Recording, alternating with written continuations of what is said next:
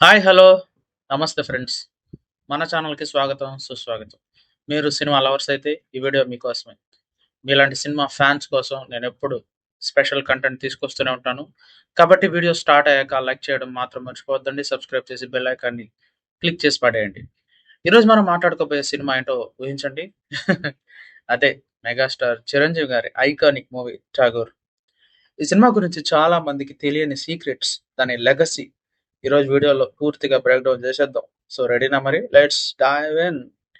2003లో release అయిన 'ఠాగూర్' ఒక Telugu vigilante action film.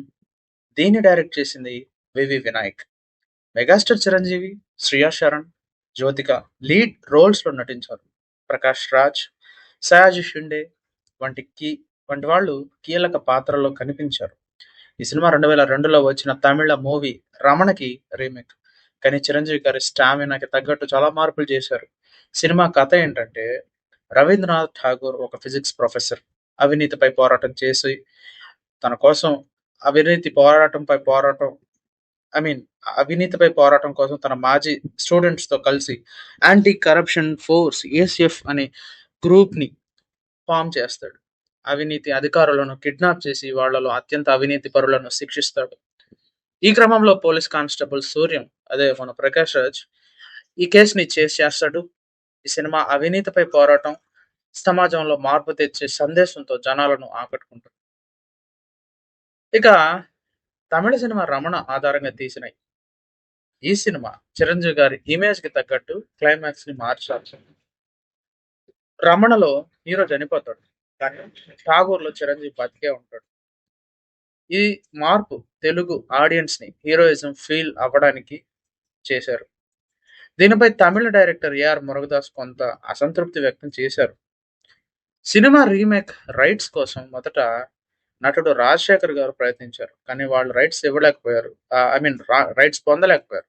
So చివరికి చిరంజీవి గారికి ఈ ప్రాజెక్ట్ వెళ్ళింది. భారీ release hype. So 'Indra' 2022 success తర్వాత 'ఠాగూర్' రిలీజ్ అయింది.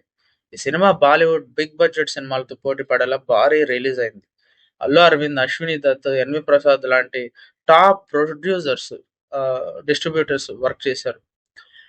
ఇక రిలీజ్ సమయంలో ఫ్యాన్స్ హైప్ వల్ల రాజమండ్రి, మంగళగిరి స్టాంపీడ్‌లో జరిగి ముగ్గురు అభిమానులు మరణించారు. సింగపూర్‌లో కూడా ప్రీమియర్ సమయంలో జనం గుండెలు వేసుకునే సంఘటనలు జరిగాయి.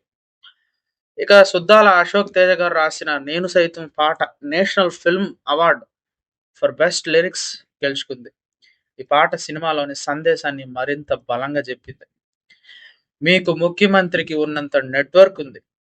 సో, ఇలాంటి డైలాగ్ పరుశూరి వెంకటేశ్వరరావు గారు రాశారు. ఈ డైలాగు ఆ టైంలో ఫాన్స్‌లో జోష్‌ని తెప్పించింది. డైరెక్టర్ వివి వినాయక్ సినిమాలో ఒక ఎమోషనల్ సీన్‌లో ఠాగూర్ మాజీ స్టూడెంట్‌గా కనిపించారు. ఆ సీన్ చాలా నేచురల్‌గా ఉంటుంది. జ్యోతిక తన చిన్న రోల్‌లో అద్భుత నటనతో Filmfare award for best actress గెలుచుకుంది. ఇక సినిమా కేవలం ఒక ఎంటర్‌టైన్‌మెంట్ మాత్రమే కాదు, అవినీతిపై సమాజంలో అవగాహన కల్పించిన సినిమా ఇది. ఈ సినిమా బాక్సాఫీస్ వద్ద 28.45 కోట్ల షేర్‌తో ఆ టైంలోనే రెండో అత్యధిక వసూళ్లు సాధించిన తెలుగు సినిమాగా నిలిచింది. 'ఇంద్ర' తర్వాత 253 సెంటర్స్‌లో 50 రోజులు, 192 సెంటర్స్‌లో 100 రోజులు రన్ అయింది. ఈ రికార్డ్స్ 2009లో వచ్చిన 'మగధీర' వరకు బద్దలు కాలేదు. చిరంజీవి గారి నటన, డైలాగ్ డెలివరీ, డాన్స్ ఈ సినిమాని ఐకానిక్‌గా చేశాయి. మణిశర్మ మ్యూజిక్, చోటకే నాయుడు గారి సినిమాటోగ్రఫీ సినిమాకి మరో లెవెల్ యాడ్ చేశాయి. ఇక 'ఠాగూర్' సినిమా తర్వాత అవినీతిపై సినిమాలు తీసే ట్రెండ్ మొదలైంది. 14 ఏళ్ల తర్వాత ఈ సినిమా హిందీలో 'గబ్బర్ షేర్‌గా రీమేక్ అయింది. అది కూడా ఈ సినిమా ఇంపాక్ట్‌ని చూపిస్తుంది. ఈ సినిమా చిరంజీవి గారి ఫ్యాన్స్‌ని ఎమోషనల్ జర్నీ అయినా సమాజంలో మార్పు తీసుకొచ్చే సందేశంతో అందరి హృదయాల్లో చోటు చేసుకుంది. సో, ఇది 'ఠాగూర్' సినిమా గురించి, దాని సీక్రెట్ లెగసీ గురించి ఫుల్ బ్రేక్ డౌన్ ఇచ్చానని అనుకుంటున్నాను. ఈ వీడియో మీకు నచ్చినట్లయితే కామెంట్స్‌లో మీ ఫేవరెట్ సీన్ లేదా డైలాగ్ షేర్ చేయండి. మీకు ఇంకో సినిమా గురించి వీడియో కావాలంటే అది కూడా చెప్పేయండి కామెంట్స్‌లో. లైక్ చేయండి, షేర్ చేయండి, సబ్స్క్రైబ్ చేయడం మాత్రం మర్చిపోవద్దండి. బెల్ ఐకాన్‌ని క్లిక్ చేసి నోటిఫికేషన్ ఆన్ చేయండి. మన నెక్స్ట్ వీడియో మిస్ కాకుండా ఉంటుంది. సో, అంతవరకు స్టే ట్యూన్డ్, స్టే సినిమాటిక్. జై హింద్.